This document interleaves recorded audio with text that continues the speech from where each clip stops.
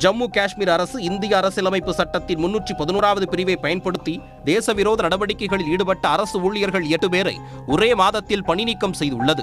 Jammu Kashmir union பிரதேசத்தில் போதைப்பொருள் விற்பனை மூலம் பயங்கரவாதத்திற்கு அரசு துறையில் பணி செய்பவர்களே நிதியுதவி செய்ததாக குற்றச்சாட்டு எழுந்தது. அது தொடர்பாக நடத்தப்பட்ட விசாரணையின் அடிப்படையில் நேற்று 5 போலீசார் உட்பட 6 அரசு அதிகாரிகள் பணி நீக்கம் செய்யப்பட்டனர். லெப்டினன்ட் கவர்னர் மனோஜ் சின்ஹா, பாகிஸ்தானின் இன்டர் சர்வீஸ் இன்டெலிஜென்ஸ் மற்றும் பாகிஸ்தான் மண்ணிலிருந்து செயல்படும் பயங்கரவாத அமைப்புகளால் நடத்தப்படும் போதைப்பொருள் பயங்கரவாத வலையமைப்பில் 6 ஊழியர்களுக்கு தொடர்பிருப்பது தெரியவந்ததை அடுத்து அவர்களை அரசியலமைப்பின் 311வது பிரிவை பயன்படுத்தி டிஸ்மிஸ் செய்துள்ளார்.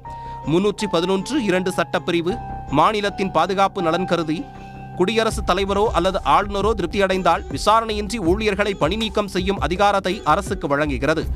அதன்படி இந்த நடவடிக்கை எடுக்கப்பட்டுள்ளது. ஜம்மு காஷ்மீர் காவல்துறையின் விசாரணையை தொடர்ந்து புகாருக்கு உள்ளானவர்களுக்கு எதிரான குற்றவியல் ஆதாரங்களை சேகரித்தனர். அதிகாரிகளால் சேகரிக்கப்பட்ட சான்றுகளின்படி பயங்கரவாதத்தை எதிர்த்து போராடுவதற்கு பாதுகாப்பு படைகளுக்கு உதவுவதற்கு பதிலாக போலீஸ் அதிகாரிகள் பயங்கரவாதிகளுக்கு ஒத்துழைப்பவர்களாகவும் பாகிஸ்தான் ஏஜென்சிக்கு துணை போனவர்களாக செயல்பட்டதும் உறுதி செய்யப்பட்டது. போதைப்பொருள் கடத்தலுக்கு உதவுபவர்களாக செயல்பட்ட அவர்கள் அதன் மூலம் கிடைக்கும் லாபம் இந்தியாவிற்கு எதிரான பயங்கரவாத நடவடிக்கைகளுக்கு நிதியளிக்க பயன்படுத்தப்பட்டது தெரியவந்தது. அந்த வகையில் 5 காவலர்கள் மற்றும் ஒரு ஆசிரியர் உட்பட 6 அரசு பணியாளர்கள் போதைப்பொருள் விற்பனை மூலம் பயங்கரவாதிகளுக்கு நிதியுதவியில் ஈடுபட்டது கண்டுபிடிக்கப்பட்டதை அடுத்து அவர்கள் பணி நீக்கம் செய்யப்பட்டுள்ளனர்.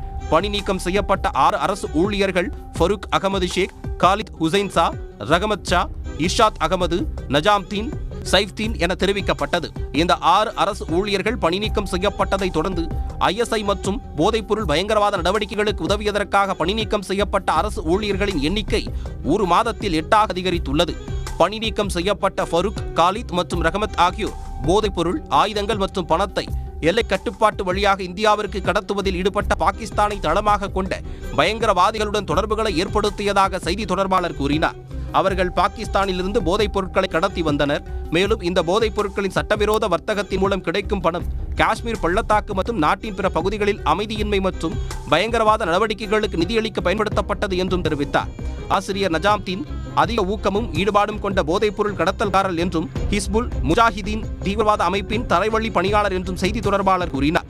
இத்தகைய நடவடிக்கைகளுக்கு உள்ளான எல்லை பாதுகாப்பு படை உதவி ஆய்வாளர் ஒருவரிடமிருந்து 91 லட்சம் கைப்பற்றப்பட்டதாகவும் அதிகாரிகள் தெரிவித்துள்ளனர்.